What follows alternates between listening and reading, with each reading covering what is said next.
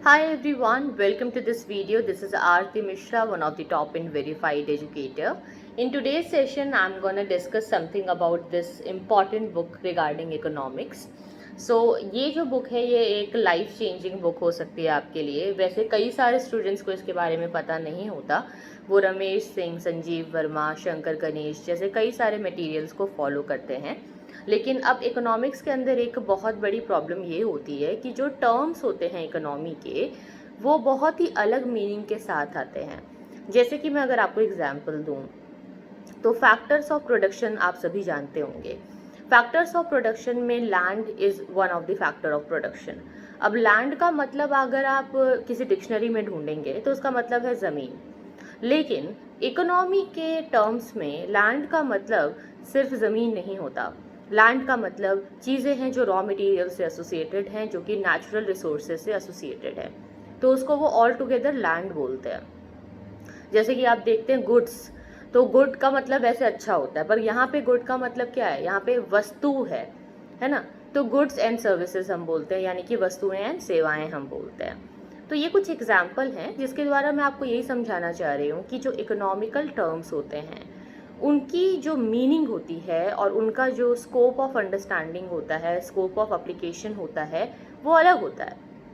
आप उन वर्ड्स को कैसे अप्लाई करते हो अपने आंसर राइटिंग में या इकोनॉमी को समझने में, वो बहुत ही अलग है अगर आप उसकी मीनिंग को इंग्लिश टू हिंदी डिक्शनरी में देखेंगे या अगर आप उसके लिटरल मीनिंग की तरफ जाएंगे। तो ऐसे कई सारे वर्ड्स होते हैं जिनकी जो लिटरल मीनिंग होती है वो बहुत अलग होती है, लेकिन जो अगर आप उसको इकोनॉमिकल टर्म्स में देखें तो उसकी मीनिंग अलग निकलती है। चाहे वो बात हो एसेट्स की, चाहे बात हो लाइबिलिटी की, चाहे किसी इन्वेस्टमेंट की बात हो, सेविंग की बात हो, एक्सपेंडिचर, रेवेन्यू, किसी भी तरीके के ऐसे जो टर्म्स होते हैं उनका मतलब इकोनॉमिकली अलग निकलता है। और इस कारण इकोनॉमी में स्टूडेंट्स कंफ्यूज्ड हो जाते हैं। वो सोचते हैं कि हम जो समझ रहे हैं, जो पढ़ रहे हैं, उसकी लिटरल मीनिंग कुछ और है, पर इकोनॉमिकल एस्पेक्ट्स में वो एक अलग तरीके से साउंड करता है। इसी प्रॉब्लम का सॉल्यूशन निकालते हुए ये आपकी एक इकोनॉमिक्स की डिक्शनरी होती है। तो ये जो डिक्शनरी है ये इकोनॉमिक्स की डिक्शनरी है जो इकोनॉमिकल टर्म्स को डिकोड करने में आपको हेल्प करेगी। This is by the penguin. तो इसमें जो है पेंगुइन पब्लिकेशन की आती है। इसको अगर आप देखेंगे तो ये एक एसेंशियल गाइड है फॉर अंडरस्टैंडिंग इकोनॉमिक टर्म्स। मैं आपको एग्जांपल के लिए इसके अंदर जैसे कि अश्योरेंस की अगर हम बात करें तो आपको पता ही होगा कि अश्योरेंस का मतलब क्या होता है ना। अगर लिटरल मीनिंग देखें तो अश्योरेंस का मतलब अलग है, लेकिन अश्योरेंस का मतलब यहाँ क्या है। अश्योरेंस का मतलब है that a branch of insurance under which a company is made to pay or capital sum on a specific date or a death of a person assured. The former contract or a policy is called the term or endowment assurance and the latter of a whole life. यहाँ पे जो profits हैं, by the paying a higher premium, the policy holder can receive a share of profits earned by the life fund. Policies may also be linked in some other way, equities, so that final payment is determined by the stock market prices current at that time. तो इसके अंदर आपने ये देखा कि चीज़ें कितने अलग तरीके से एक्सप्लेन की गई हैं। ये एक्सप्लेनेशन आपको किसी डिक्शनरी में नहीं मिलेगा। अब जैसे कि अगर मैं आपको एग्जांपल दूं, एक पर्टिकुलर टर्म होता है जिसे कहते हैं डिपेंडेंसी रेशो। अब डिपेंडेंसी रेशो को अगर आप देखोगे तो ये डिपेंडेंसी की बात कर रहा है, लेकिन अगर इसके इकोनॉमिक टर्म्स की बात करें तो it is a dependency ratio which is defined as the ratio of total number of children below the 14 years of age or the pensioner to the working population.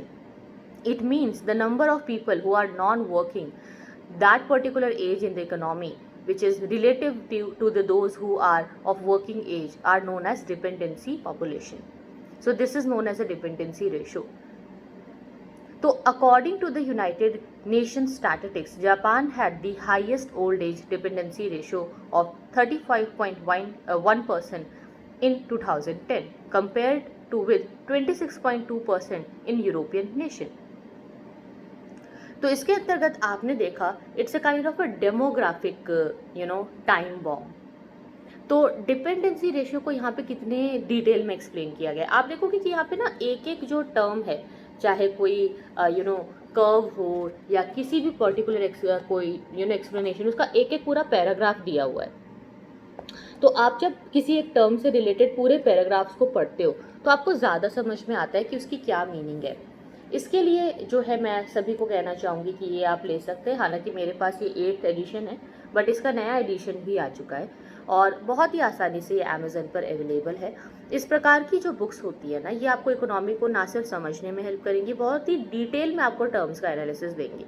अब जब आप कोई भी बुक पढ़ेंगे, जैसे कोई स्टैंडर्ड बुक अगर आप पढ़ते हैं या इकोनॉमिक्स रिलेटेड न्यूज़ आप देखते हैं, द हिंदू में अगर आप कुछ पढ़ते हैं, कोई एडिटोरियल पढ़ते हैं और वहाँ आपको लगता है कि कोई पर्टिकुलर टर्म है जिसकी इकोनॉमिकल मीनिंग या इकोनॉमिकल डेफिनेशन आपको समझ नहीं आ रही, या उससे रिलेटेड जो एस्पेक्ट्स अगर आप उसको डिटेल में जानना चाहते हैं, तो आप उस पर्टिकुलर वर्ड को इसमें देख सकते हैं। सबसे अच्छी बात है कि इसको पढ़ना बहुत आसान है। जैसे A to Z डिक्शनरी हम फॉलो करते हैं अल्फ़ाबेटिकल ऑर्डर में, बिल्कुल उसी तरीके से अल्फ़ाबेटिकल ऑर्डर में इसे भी लिखा गया है।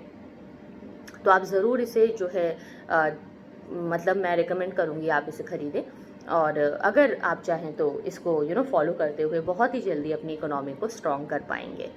So this was just an informative video regarding the economy. इससे के अलावा अगर आपके मन में कोई और डाउट्स होते हैं तो आप मुझसे कमेंट्स में पूछ सकते हैं। और साथ ही बता दूं कि आप टॉप 10 का रेफरल कोड यूज़ करके अनअकैडमी प्लस का सब्सक्रिप्शन भी ले सकते हैं। तो सब्सक्रिप्शन लेने के लिए जो लिंक्स है नीचे डिस्क्रिप्शन बॉक्स में दिए गए हैं। 1 दिसंबर से हमारे नए बैचेस शुरू हो रहे हैं और हर संडे 11 बजे अनअकैडमी कॉम्बैट होता है, जो एक स्कॉलरशिप टेस्ट है जिसे आप फ्री ऑफ कॉस्ट दे सकते हैं, जिससे आपको मिलेगी स्कॉलरशिप। तो आज की वीडियो के लिए इतना ही। इसके अलावा फिर भी कोई डाउट्स अगर आपके मन में आते हैं या किसी पर्टिकुलर टॉपिक के ऊपर आप चाहते हैं मैं सेशन लूँ या वीडियो बनाऊँ, तो आप मुझे कमेंट्स में बता सकते हैं। और इस इकोनॉमिक्स की जो बुक है इसका नाम है the penguin dictionary of economics. आप इसे ज़रूर खरीदें और अपडेटेड जो लेटेस्ट एडिशन हो वो आप खरीदिएगा। Thank you so much for watching. See you then, take care, bye bye.